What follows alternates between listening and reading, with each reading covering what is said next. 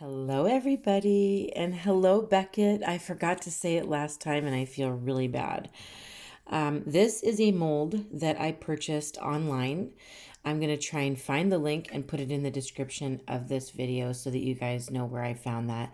I make it the same way I make all of my other stones. I'll put a link in the description of how I make my stones as well.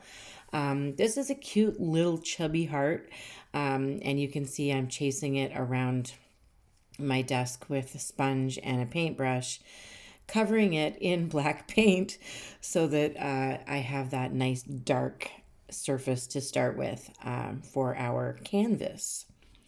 Um, so if you don't have a heart-shaped stone, you can use a stone and draw a heart on it and do the same thing that I'm doing. This is going to be a quick one, under 10 minutes probably. And basically, most of this is going to be just me chatting because there's really not a lot to this. It's just the bubble technique I want to show you. So that's the final technique. The final look of this whole thing is what we're actually going for. So all of this nonsense that you see me doing with gold paint and pinstriping and all of that stuff, it's really not the most important thing here. You guys are probably bored with that stuff.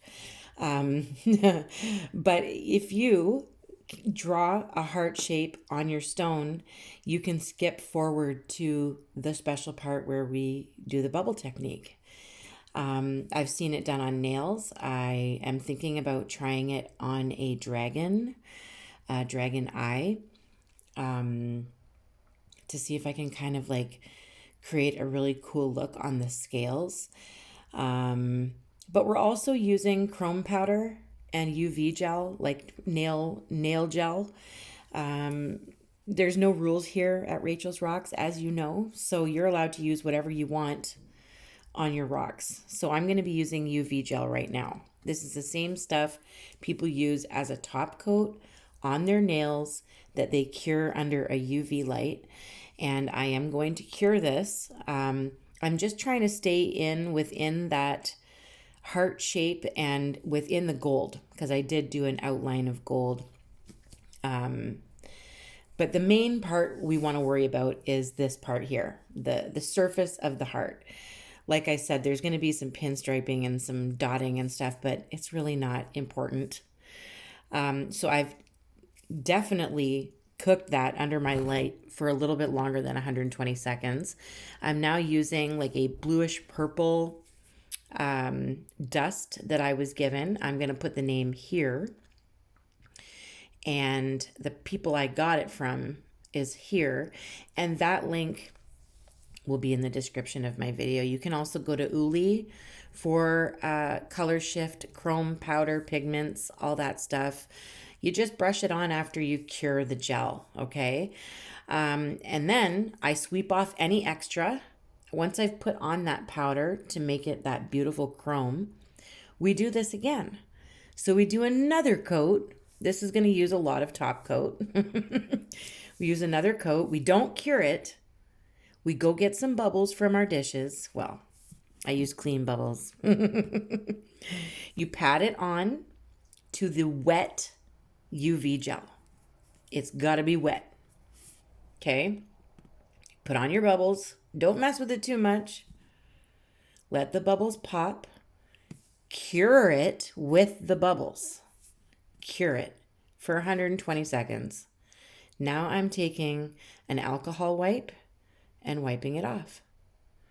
You cannot see how beautiful this looks until the end. So I'm going to do my silly little pinstriping junk. This is just to give you a cool surface. Okay, so depending on the chrome powder that you use, you can also put chrome powder again over top of that. And it kind of like sticks to the little bubble crevices. And you can use a different color. It's completely up to you, but don't resin it. I am going to resin this because I'm doing something different with it after. Um, but I just wanted to show you the bubble technique. So this is the most important thing. Okay. So right now I'm pinstriping and I'm dotting with gold, and then I'm going to resin it again, and I'm going to do some other things with this. But the tutorial itself, I apologize, is just to show you how to do the bubble technique. It's a cool technique to do, but I would suggest resining your stone first or sealing your stone first, and then do the bubble technique on it. Afterwards, your chrome and then your bubbles and your UV light and all that stuff. Do it after you've sealed your stone already.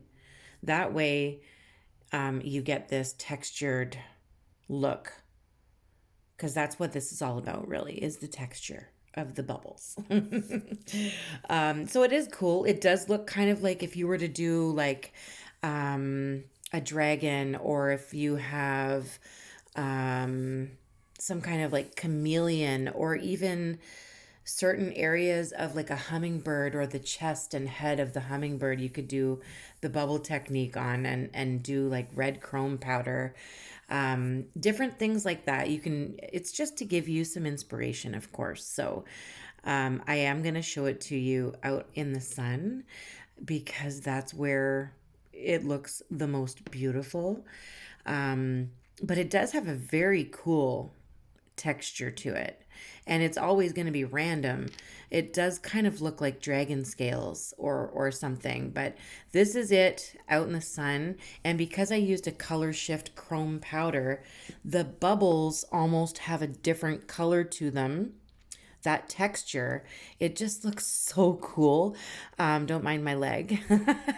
But look at that. Doesn't that look amazing? I want to know what you guys think of it. I want to know if you're going to try it, what your ideas are. What have I inspired you to create with this texture?